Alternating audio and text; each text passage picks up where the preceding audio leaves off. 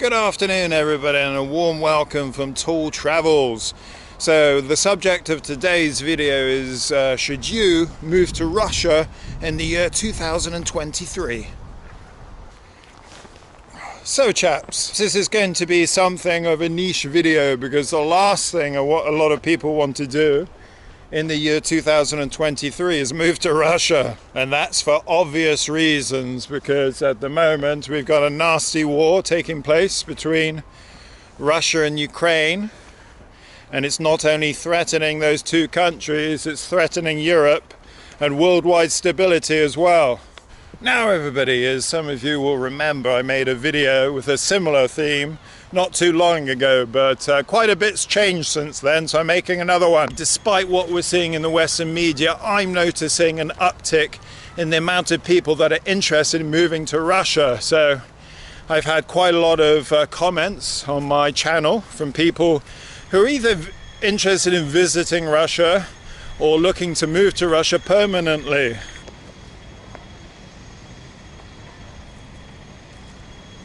Yes, there seems to be an uptick in the amount of people looking to move to Russia, and I'm particularly seeing this in conservative circles.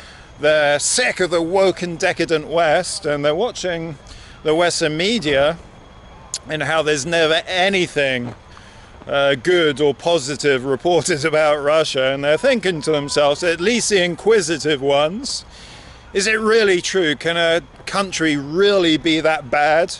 Or am I being brainwashed? And yeah, through social media, they're starting to inquire and look at, the stories of foreigners perhaps that have moved to Russia.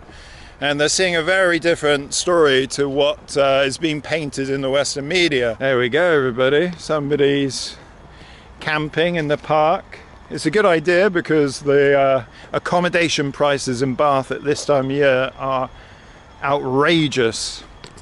I'm not sure what the laws are with regard to camping in Bath, whether you can just plonk your tent anywhere.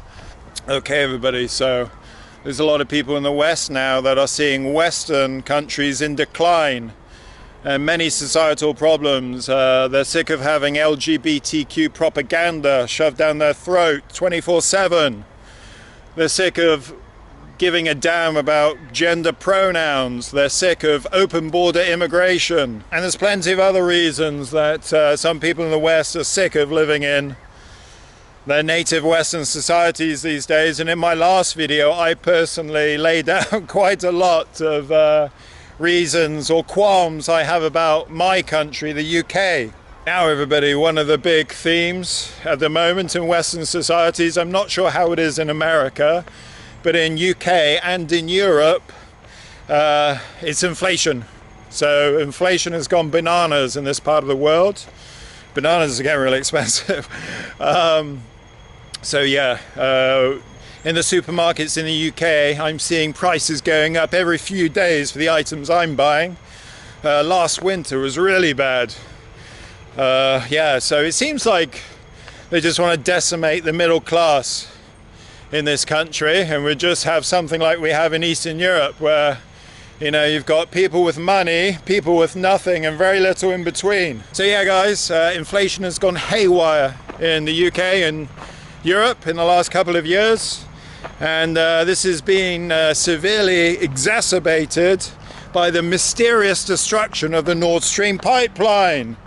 So yeah, Nord Stream was providing cheap gas to Germany and Europe for many years, and now it's been destroyed, and they have to source from more expensive sources.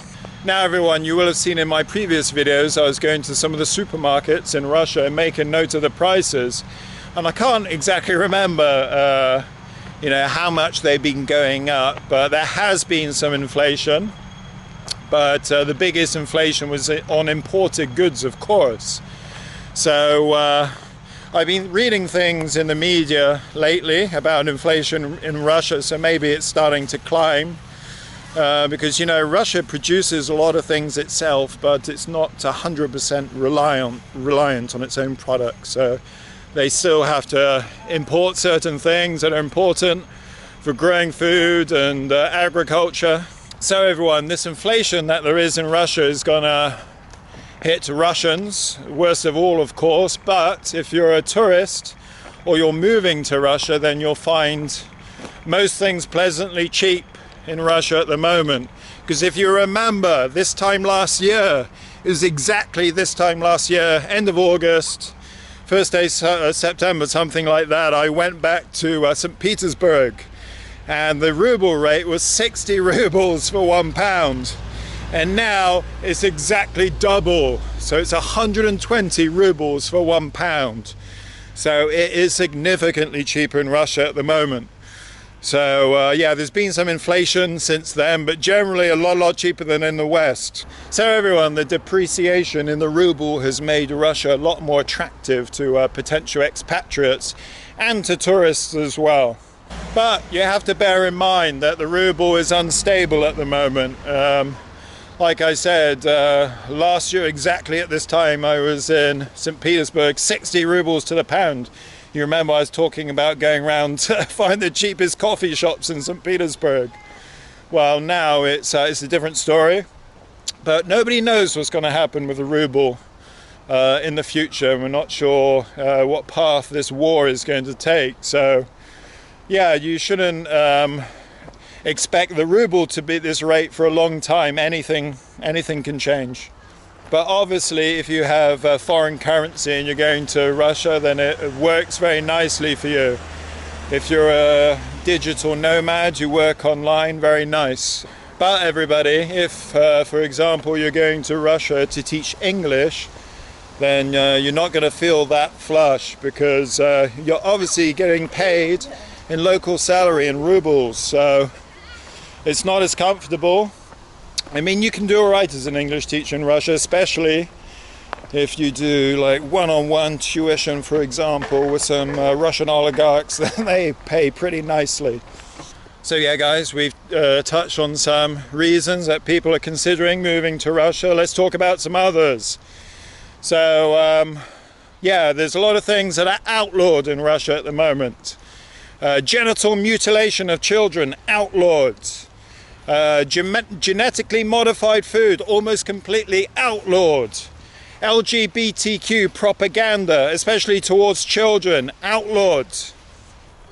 Another thing, everybody, if you're a white heterosexual male, you're not going to be vilified in Russian society. And if you're black or from some other ethnic minority, despite what the impression the media might give you, it's actually very safe for you in Russia. There's a huge amount of foreign students in Russia, so many of them are from Africa, China, India, because it's a cost-effective place for them to study. And I'm sure if you talk to them, they're going to say that it's not as bad as the Western media are making out. It's actually a very safe country to live in. And as I mentioned before, everybody, a man is a man and a woman's a woman in Russia. We have quite strongly defined gender roles, so you feel very good as a man in that country, and it's a delight to be in the company of a lot of Russian ladies, because they're very feminine, well dressed, dignified, polite. So it's like taking a journey into the old Western world. You know, when you watch those videos from the 1960s or something like that.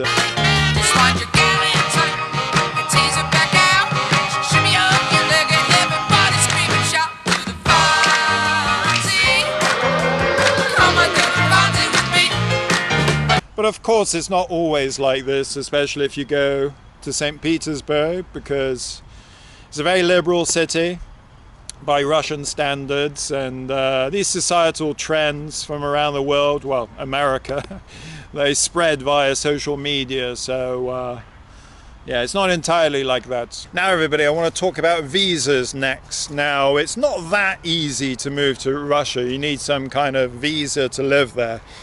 But for Americans especially, it is actually surprisingly easy. You get a 3-year tourist visa to Russia. So yeah, you have to apply for that in your own country, I believe, but once you have it, you're good for 3 years. And all you have to do is once every 6 months, you have to go out of the country and come back in.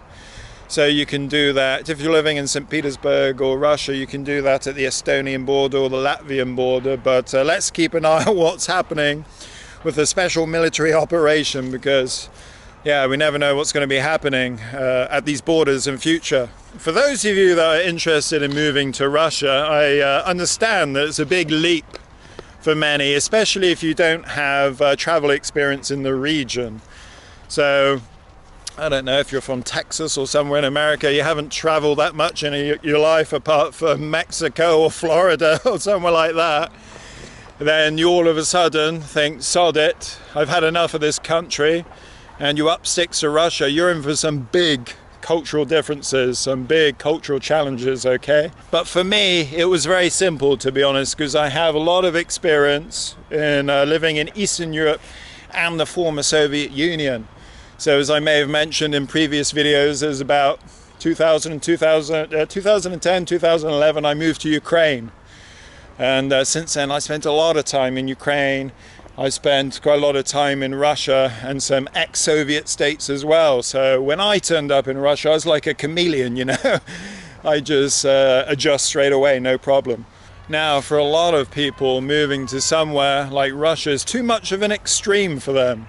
Because if you're from the UK, many places in Europe or America, then it's such a big cultural change moving to somewhere like Russia. So, but if you want that Eastern feel without going for the jugular vein, then you might consider somewhere in Europe between West and East in terms of mentality. So East Bloc countries, former East Bloc countries, Hungary, Czech Republic, the Baltics, Romania, Bulgaria, maybe the Balkans, Serbia, places like that. But for other people, they want the real undiluted Russian experience. So going to these other countries, they probably feel like they're at home in their home countries a bit too much. Whereas other expatriates, they like this, they want to feel comfortable. So guys, there's going to be some big things to get over living in Russia. Obviously the people don't smile as much as they do in America or some other Western countries. Yeah, they behave very differently to us in a lot of ways, and you don't have this consumerist. It's not quite as consumerist as the West, so you're not going to get Amazon Prime to deliver something to you on the same day, but they do have their equivalent of Amazon. Now perhaps the biggest challenge that I'm sure you've all thought about already is the language. It's you know, I'm not going to lie, it's a difficult language to learn. So it's going to take you some time, some serious learning to get up to a reasonable standard. But it doesn't mean you don't have to be fluent in Russia to live in Russia, you know. You can master the basics, and that'll get you by in most situations, whether it be going to a cafe, going to a supermarket, something like that. You know, you can get by with basic Russian. Now, of course, the best way to learn a language is with immersion. So the fact that a lot of people don't speak English in Russia can be good for your learning journey. It's a bit different to like being in Ukraine these days, because in the last 10 years or so, spoken English levels have really been on the up. Now, these days with sanctions, you have to think about how you're going to get your hands on your money. So, of course, Visa and MasterCard, they don't work in Russia these days. So the options that you have are bringing cash into the country, which can be a little bit dodgy depending on how much you're bringing in. Now the limit for bringing cash into Russia is $10,000, or the equivalent of in euros or whatever. I'm not sure what exchange rate they use, but yeah, don't be too close to be on the safe side. Actually, bringing euros now into Russia is not permitted, not by Russia, but by the European Union. So they say if it's for your personal use, then you're allowed to take euros into Russia, but I'm not sure how they gauge if this is for your personal use, an amount is for your personal use. So yeah, it can be a bit tricky with euros, so you should do your research, but I've taken pounds in and no problems whatsoever. Now there's some other ways to get hold of your money. You can use crypto. So I haven't done this myself, but apparently if you have Binance, and you can do a P4P transfer, sorry, P2P transfer. So yeah, I don't know exactly how that works, but that's an option for you. Or with some banks, unsanctioned banks in Russia, they can receive money from overseas, and my information I have on this is outdated, so I'm not exactly sure which banks are not sanctioned in Russia and which banks you can send from another country. So yeah guys, you can bring cash into the country, then you can exchange it in the bank. So there's certain banks that have the best rates. In St. Petersburg I use Avant-Garde Bank, because going into some other banks is ridiculous. They ask you for a notarized copy of your passport. The rate is horrible. There's sometimes a commission fee as well. But Avant-Garde, turn up, you don't even need to show them your ID, just it's very quick and easy. Now also you can find somebody in Russia who would like to get foreign currency, and they give you rubles. So if you find a regular contact, that can be good. For example, you might have some teacher working in Russia, and he or her might be getting paid in rubles, and with the unstable ruble rate they want to exchange into another currency quickly. So that's another option. I'm not recommending that, okay, officially, because they have some rules in Russia and it could be technically illegal. So it's what I've heard. I've never done that personally, okay? Oh guys, it's almost my lunchtime, but I've got some few other things to talk about. I keep walking up and down this field, as you probably noticed already. I need to find some new territory. Yeah, so you have to think about how you're going to get to Russia in the first place. A lot of flights are very expensive these days. You don't have direct flights from almost everywhere in Europe apart from Serbia. So a lot of people that would be flying into Russia will be flying via Turkey. That's the most common route. But if you look at the flight prices, they're rather expensive. I haven't checked in a while, but yeah, very expensive. Especially from Serbia. I checked flights with Air Serbia going directly to St. Petersburg or Moscow. And the last time I checked it was absolutely absurd, like 700, 800, 900 euros just one way, without baggage.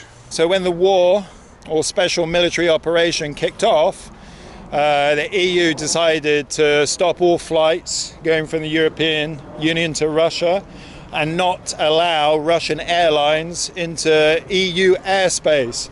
But because, of course, that Serbia is not an EU country, they were allowed to continue flights with Air Serbia.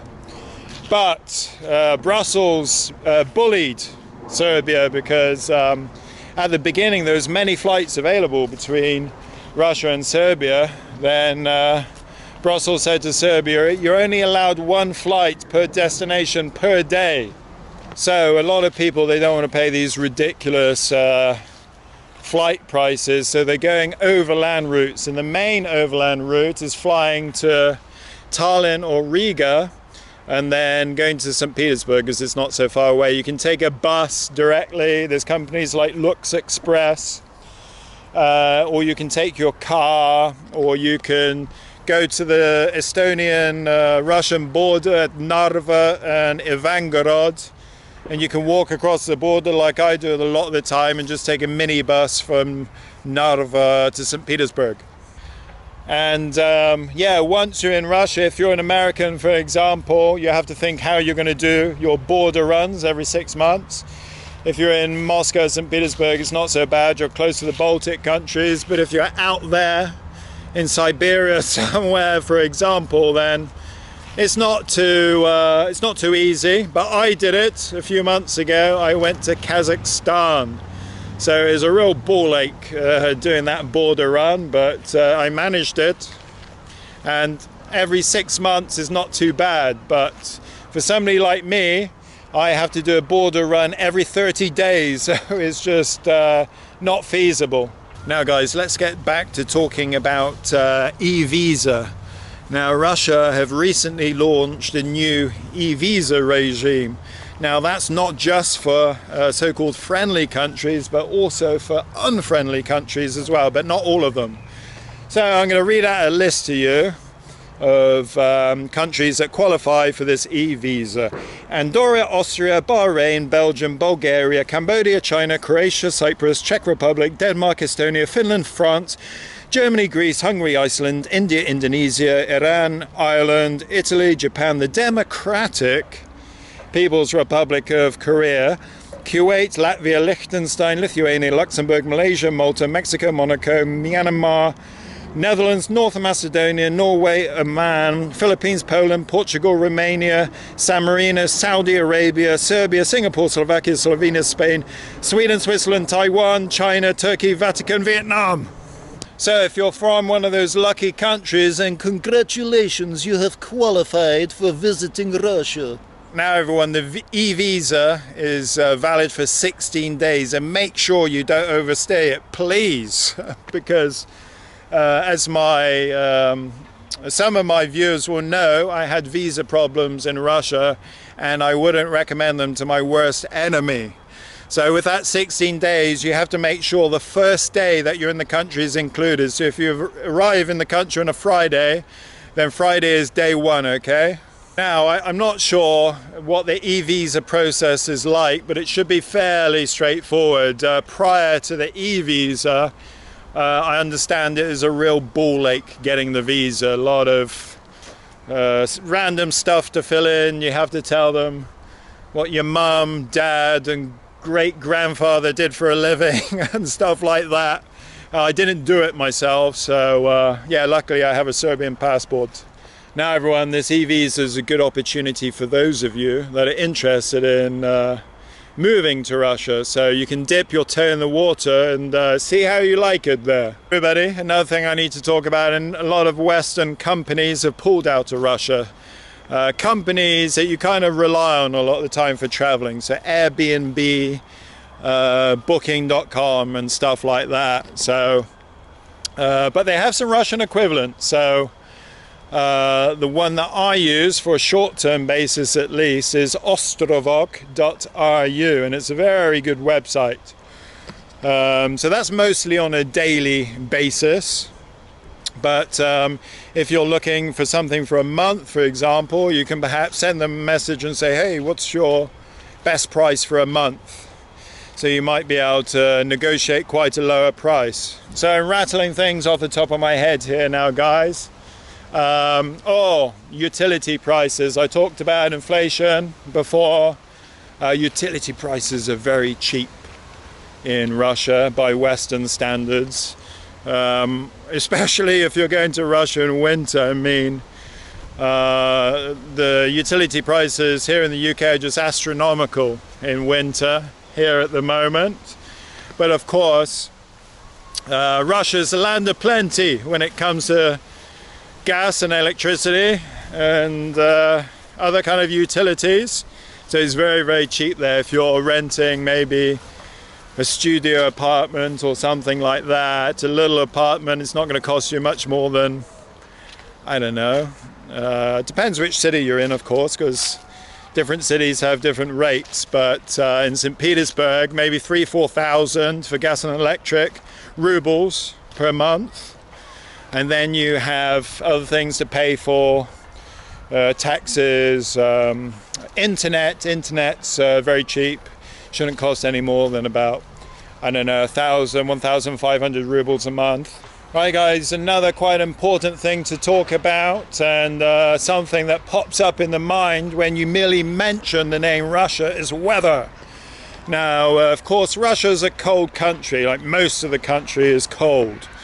So if you live in St. Petersburg, Moscow, Siberia, you're going to have a cold winter. No doubt about it, and it's longer than everywhere else in Europe, so winter can last until, I don't know, about May, even June. Sometimes you can get a bit of snow, so If you're somebody that worships the sun and hates the cold, then maybe Russia's not going to be the place for you. But for me personally these days, I'm not too bothered about winter. I mean, when I was younger, I think I liked the sun more. I used to like sunbathing and stuff like that, but these days I'm not bothered. And also, living in St. Petersburg's a very European feeling city. It was built to be like that. So if you're living in the very center of the city, then you don't have very far to get to a lot of places. You can walk to a lot of places on foot, go to the gym, the supermarket, bars, cafes, restaurants. And you know, if you've got everything in your neighborhood, then you never have to walk very far in the cold. So it's not such a big deal, for me at least.